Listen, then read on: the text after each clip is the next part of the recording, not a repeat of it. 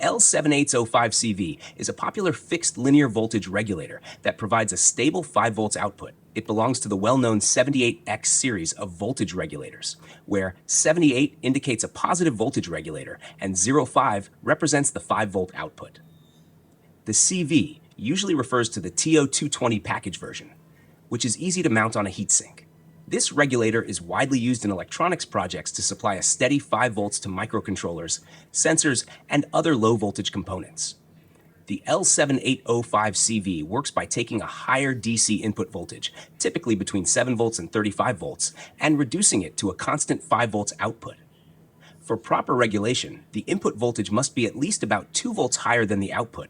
This is called dropout voltage. Inside the regulator, there are internal circuits that maintain a constant output voltage, even if the input voltage or load current changes.